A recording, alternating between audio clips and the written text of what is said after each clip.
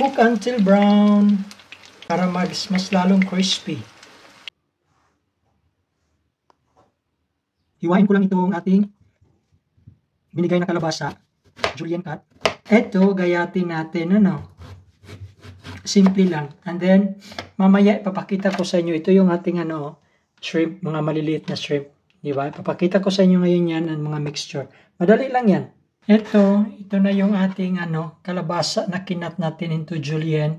Then, naglagay talaga ako ng onions, half moon cut, para medyo kaysa powder ang gagamitin.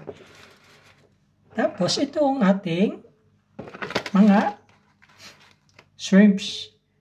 Mga ricados natin, paprika, powdered ground pepper, pampalasa, and harina. Mamaya, i-mix natin to. 2 cups na harina para gawin nating malapot. And 1 kutsarang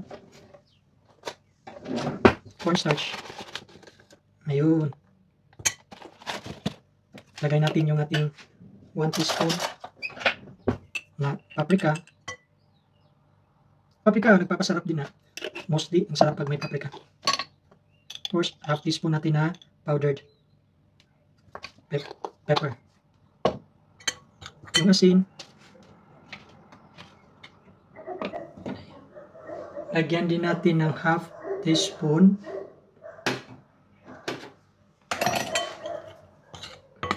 mix natin. Lagyan natin ng tubig. And voila! Pwede na nating ihalo yung ating shrimp at yung ating vegetable.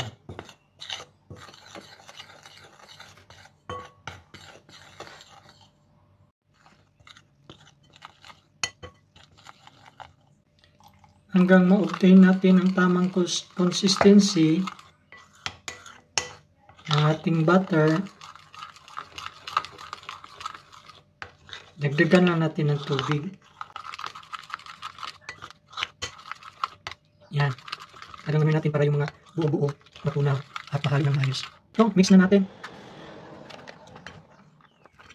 ang gulay kasama yung ating sibuyas at onions. Of course, so hindi natin ubusin yung ating shrimp kasi marami. Tingnan na lang natin.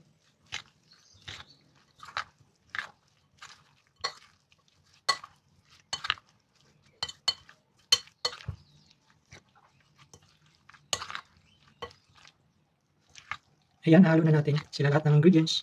Kaya, ready to cook ang ating okoy. Ito na.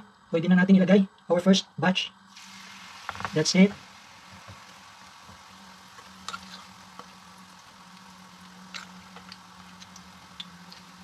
Gawa tayo ng 2 portion.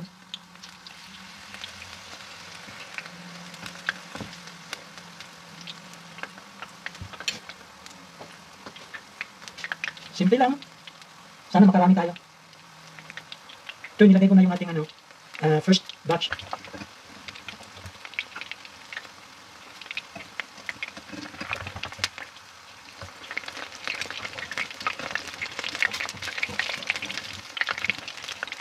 I'm excited! Ayan na. Brown na siya. Ano naman yung masunog. Yun. Sarap. Para sausawan, kuha tayo, of course, yung ating vinegar. Kahit anong klaseng vinegar lagyan ko ng flakes para may anghang. Depende sa inyo kung gano'n kaanghang gusto nyo.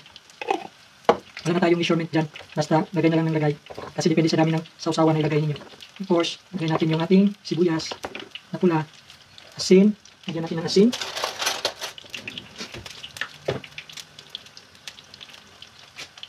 Half teaspoon lang nilagay ko. And then, lagyan din natin ng lagyan ko ng sugar. 1 teaspoon. Haluin lang yan para ma-dissolve yung ating sugar. Eto, sausawan is ready. Diba? Gawin pa rin natin yan para ma-dissolve yung sugar. Kainan na!